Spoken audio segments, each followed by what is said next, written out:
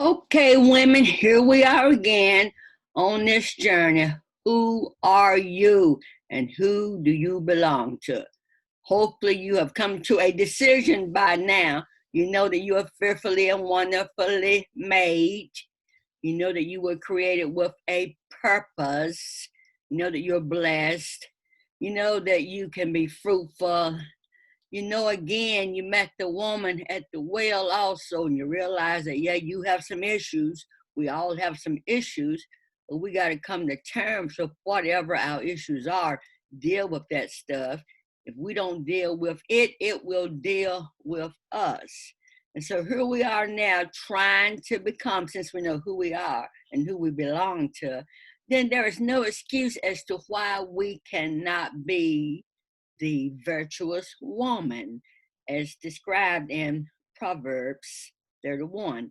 Now, understand this being virtuous does not mean that you are perfect. No one is perfect, but we sure ought to be better than we were 10 years ago, 20 years ago.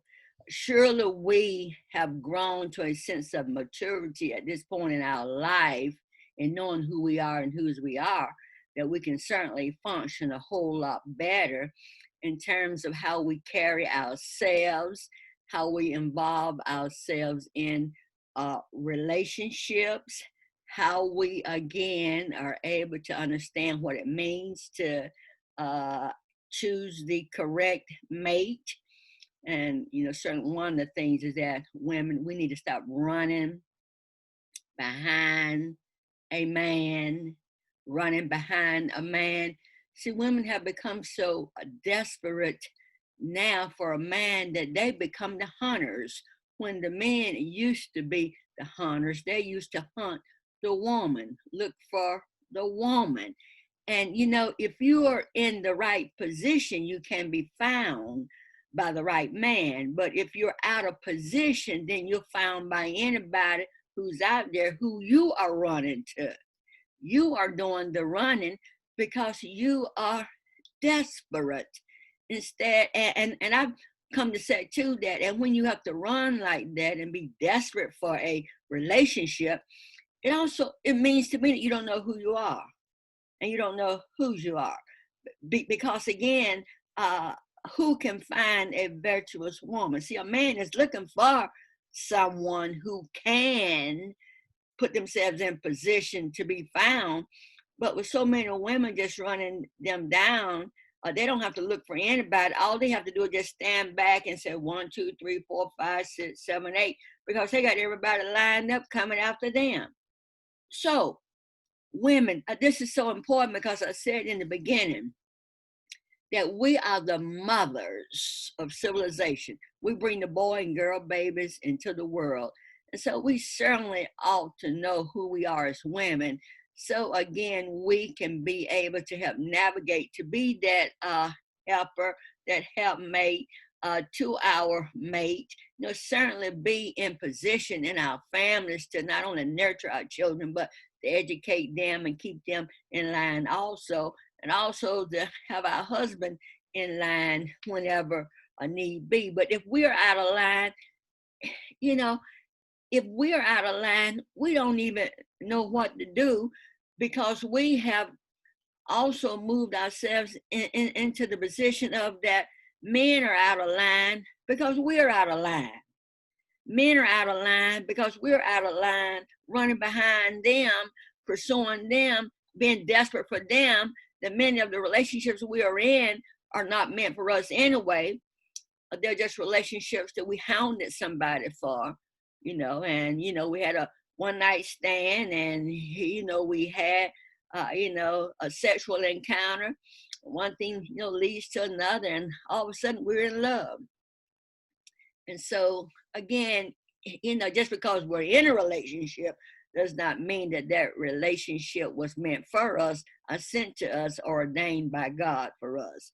And so my point about this virtuous woman that I'm speaking of today is that once you know yourself, know who you are and whose you are, then you have to make sure that you're in a position as a woman, as this woman was in Proverbs 31.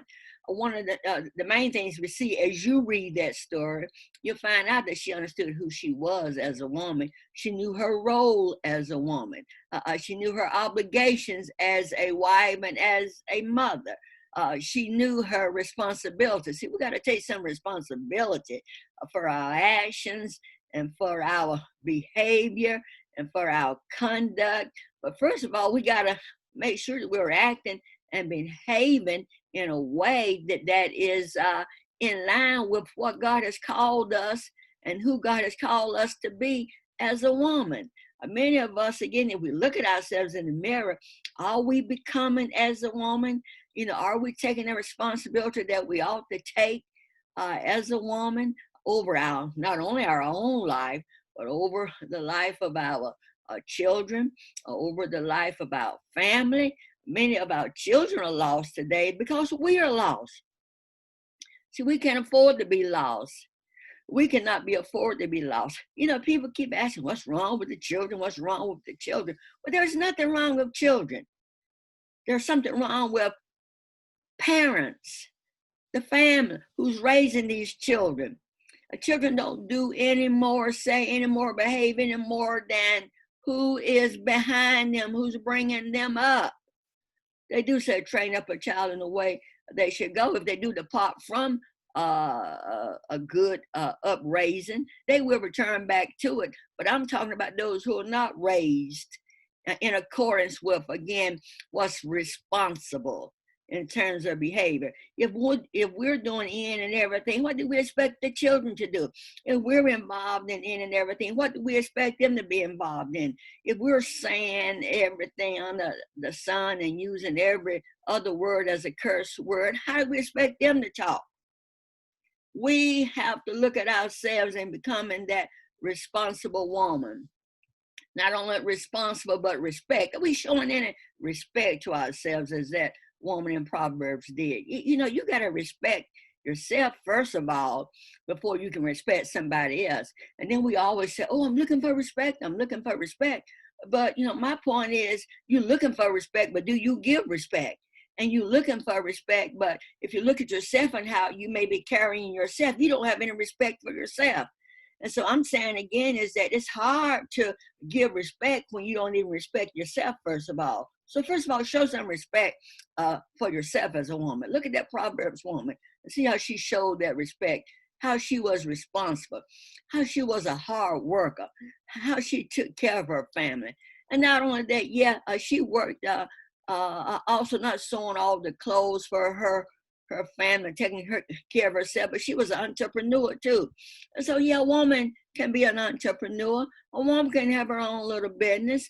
A woman can have her own little income. Come on. I don't know where that stuff come from about, again, that a woman, again, has to solely rely on someone else. You better in this day and time have some sense of independence, because you don't know when somebody might say, bye, I don't love you anymore. Bye, I'm going in another direction. And they just leave, walk out the door and slam it behind you. Well, you better be in position again to put your hands to the task and to be able to do some things to care for yourself and care for your family. So it is fine. It actually makes sense to, have some skills yourself, that you can use for yourself, because a woman is a worker also. She carries on so many tasks within the home. It's not only that just a mother to the children, but come on, I don't need to tell you what roles the woman has to take on in the family setting. But we know we are given this and we do this because, again, as I said again, God understood the role of a woman. God understood the unique task behind the woman. That's why, again, he pulled from the rib of man. The rib again is which holds you up again. And he created woman out of that rib. And so we're supposed to be right next to man, helping them along the way. And so, we got to have it together ourselves so we, as I said again, can help that man along the way, because he's going to need some help. and to begin to help our children along the way, and we are the nurturers, the ones with that compassion and that caring that has that ourselves understand what that all means. And so that compassion and love though means that, we first of all got to care for ourselves and love ourselves. Look, this is not a game that we need to play where you don't love yourself. If you don't love yourself, then how you expect anybody else to love you? If you don't accept yourself, how do you expect anybody else to accept you? Look, it's not about whether somebody else rejects you or not and all that talk. The whole point is, don't you reject yourself.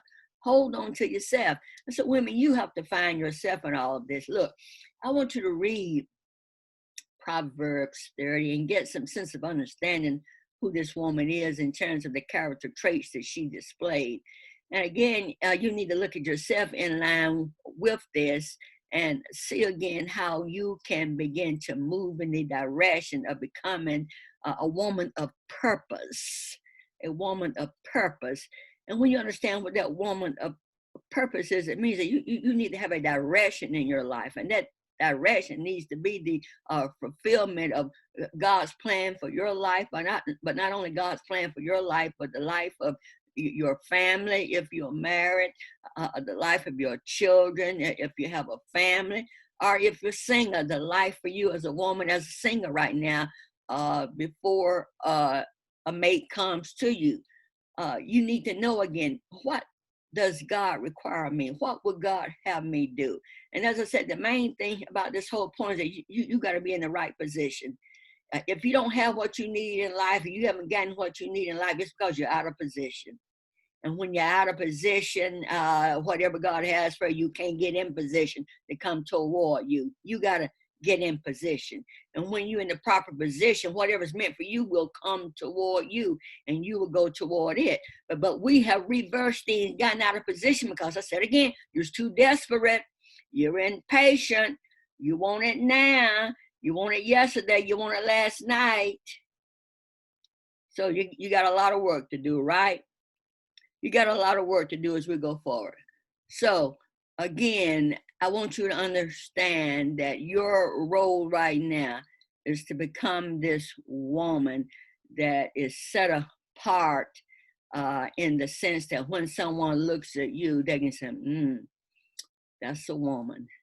That's someone I want to be like. Please don't join the crowd that's out here today of women who are just going in all directions, doing anything, saying anything, becoming anything, just to get their needs met. Become that woman who is set aside, that others will look up to, will look toward, will look at and say, look, I want to be like that when I grow up. Someone who will be proud to say, that is my sister, my mother, my companion, my wife. Someone again that we can look at as a generation of those who came before us, our ancestors again, the women that they were, and what they did to help mold us into becoming again the women that they desired that we could carry on with. I have to stop here now. I can't continue, but sacred identity, who am I? Again, get this, Amazon.com. And again, email me if you have any questions or whatever about anything that I've said. Sacred Identity 9 at gmail.com. You go forward today and be the woman that God has called you to be. You can be that virtuous woman. Again, not a woman that's perfect, but a woman that is becoming all that she was created to be. You have a good